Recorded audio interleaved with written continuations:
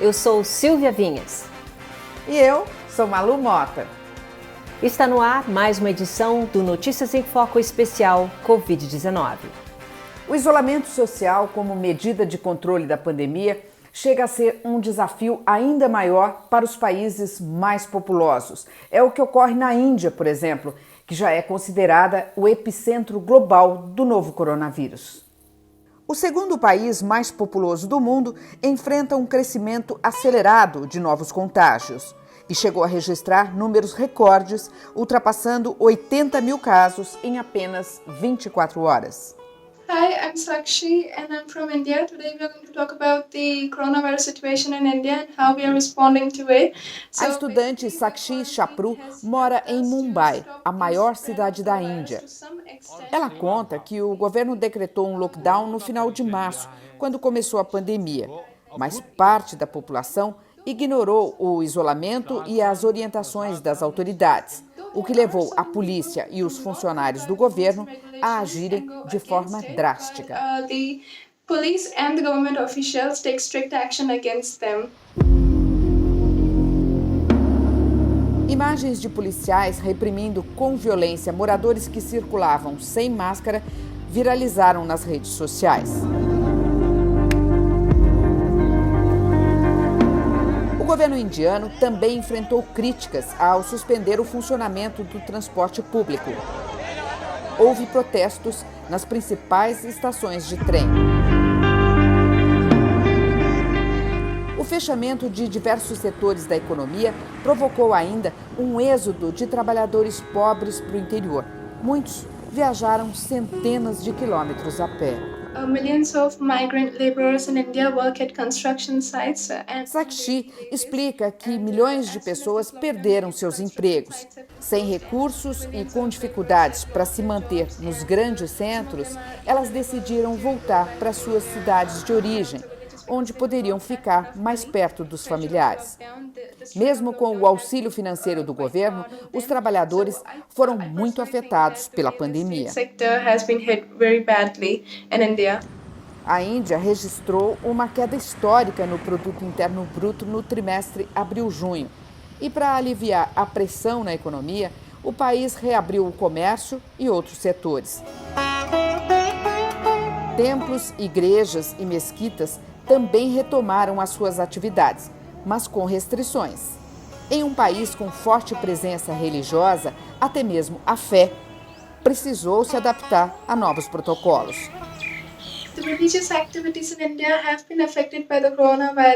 A estudante explica que uma das tradições da cultura hindu é tocar nas estátuas das divindades como forma de pedir proteção. Mas agora, esse costume está proibido. O número de casos começou a aumentar com o relaxamento da quarentena. Depois de atingir metrópoles como Mumbai e Nova Delhi, o novo coronavírus se espalha por cidades menores e áreas rurais, onde a estrutura é precária. A baixa testagem da população também põe em dúvida os dados oficiais. Mesmo com o aumento de novos contágios, o governo decidiu manter o processo de reabertura. O argumento das autoridades indianas é que o número de infectados é baixo para uma população de 1 bilhão e 300 milhões de habitantes.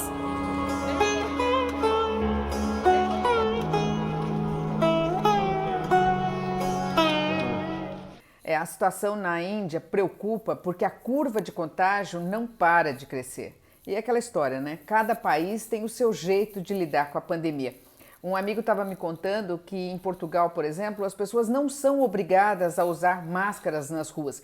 Mas se ela entrar num restaurante, por exemplo, ela é obrigada a colocar a máscara para se dirigir até a mesa. E se ela, por um acaso, for até o toalete, ela tem que ir de máscara e para sair também tem que usar a máscara, né? Cada país com a sua maneira. Agora, no caso da Índia, nós estamos falando aí do segundo país mais populoso do mundo. E é muita gente, né, Silvia? Pois é, Malu. E a Índia superou o Brasil em número de casos e a previsão é que ultrapasse também os Estados Unidos. E os americanos enfrentam uma segunda fase da epidemia. Depois de fechar Nova York e infectar milhares de pessoas, o novo coronavírus se espalha por diferentes regiões. Sem incentivo federal à quarentena, em muitos estados a movimentação é normal, com muitas pessoas aproveitando esse período mais quente no hemisfério norte. Além da reabertura do comércio, a vida social também volta gradativamente. Na costa de Massachusetts, bares, restaurantes e praias estão lotados. A brasileira Gabriele de Quadros Day mora na região há 2 anos e relata o respeito ao uso das máscaras. As pessoas aqui em Massachusetts têm cumprido muito bem a regra do uso de máscara. Então, basicamente, você tem que usar a máscara em todos os lugares que você vai, quando você está fora da sua casa. E só muda um pouquinho para bares e restaurantes, que quando você estiver sentado, você pode tirar a máscara. Depois de algumas semanas em quarentena, ela conta como está a retomada das atividades ao ar livre. Mesmo praticando distanciamento social e usando as nossas máscaras, eu sempre procuro por lugares que não são tão lotados. A maior diferença nesse momento entre brasileiros e americanos, eu entendo que seja cultural. Eu não estou dizendo que é fácil para os americanos ficar em quarentena, mas a gente sabe para brasileiro como é difícil ficar sem ver a mãe, ficar sem ver o pai, os amigos, não poder sair para tomar uma cerveja num dia de sol. Então, eu acho que pra gente, pra nossa cultura da Latinoamérica, é mais difícil do que aqui nos Estados Unidos, de ficar sozinho. Países próximos aos Estados Unidos aproveitaram a chegada do verão para reabrir a economia e, assim, receber os turistas americanos. A Jamaica mantém a epidemia sob controle e, por isso, Gabriele decidiu viajar à ilha caribenha. Eu escolhi esse destino basicamente porque eles tiveram pouquíssimos casos de Covid na ilha.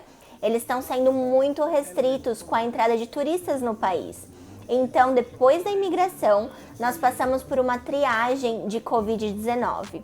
Eles medem a sua temperatura, nós respondemos um questionário muito extenso sobre onde nós estivemos nos últimos 6 meses, como a sua saúde está.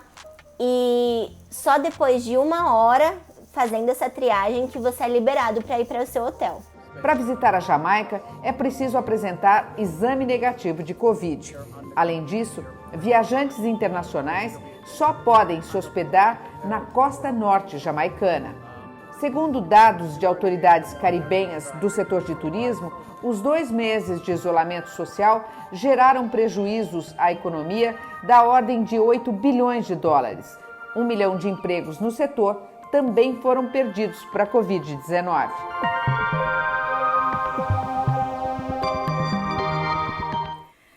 A retomada gradual das atividades mostra que existem gargalos importantes no dia a dia da população e os riscos de contaminação do coronavírus são maiores entre aquelas pessoas que não têm a alternativa de trabalhar de forma remota. A primeira pesquisa sobre esse tema foi realizada pela Universidade Federal de São Paulo, a Unifesp. Segundo o estudo, donas de casa, profissionais autônomos e usuários do transporte público estão mais suscetíveis à Covid-19 na cidade de São Paulo. Silvia, dos 10 distritos paulistanos com mais mortes causadas pelo novo coronavírus, 9 também lideram o número de viagens feitas por transporte público. Com o relaxamento do isolamento social, a circulação de ônibus lotados voltou a ser rotina em grandes cidades, o que preocupa pesquisadores das áreas de transporte e saúde e contraria a promessa dos gestores públicos de transportar apenas passageiros sentados. Os ônibus têm alto risco de transmissão do novo coronavírus por serem ambientes fechados, com pouca ventilação, além da dificuldade de manter um distanciamento mínimo de 1 metro entre os passageiros. Pesquisadores mostraram que motoristas de ônibus têm 70% mais chances de pegar a doença do que outros profissionais. Essa é uma das razões usadas pelas empresas para não atender decisões judiciais pedindo a atuação de 100% da frota. A capital paulista é uma das cidades com tramitação de leis que prevêem a adaptação dos veículos. Segundo a norma, Eles devem contar com proteção aos motoristas e disponibilização de álcool gel aos passageiros.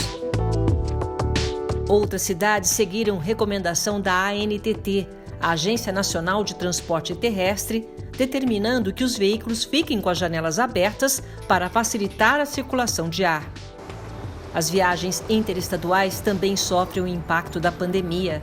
Empresas buscam soluções que garantam a segurança dos passageiros, como menos poltronas e reforço na limpeza.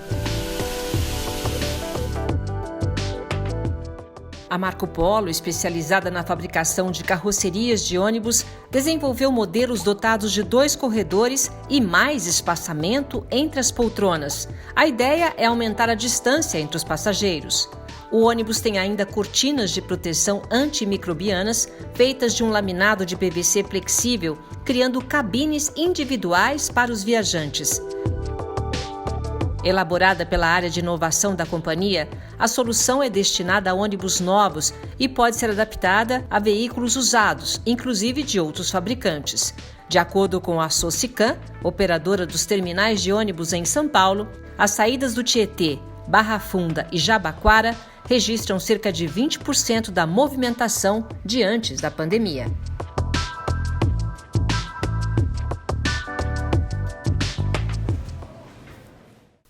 Desde que foi declarada a pandemia, temos uma nova rotina.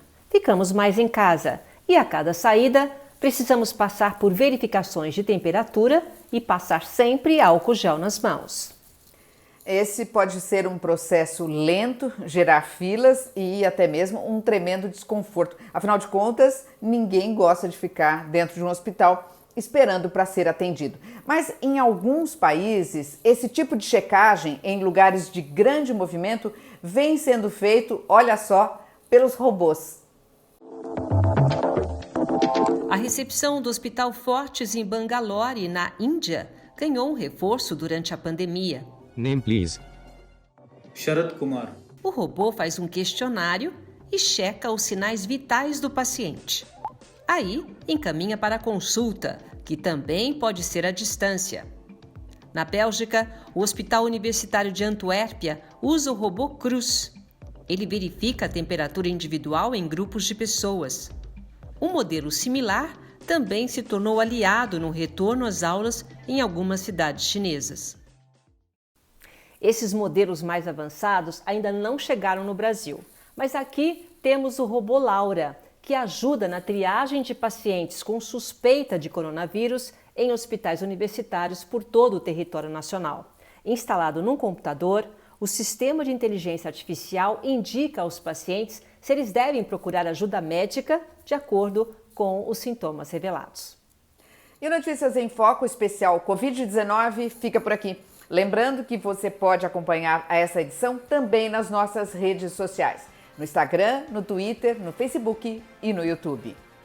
E nós encerramos com o clipe do italiano Alberto Bertoli. Durante a quarentena na Itália, ele compôs e gravou a música A un metro da me. Segundo ele, a música é uma tentativa de explicar às futuras gerações esse momento insólito que nós estamos vivendo. Com vocês, Alberto Bertoli. Voglio fare un gioco, voglio farlo con te. Hai un po' di tempo per me. Facciamo finta che da domani dicano son vietati i baci e gli abbracci per un po'. Facciamo finta che non ci si possa toccare, che la tua pelle sia come un deserto di mare.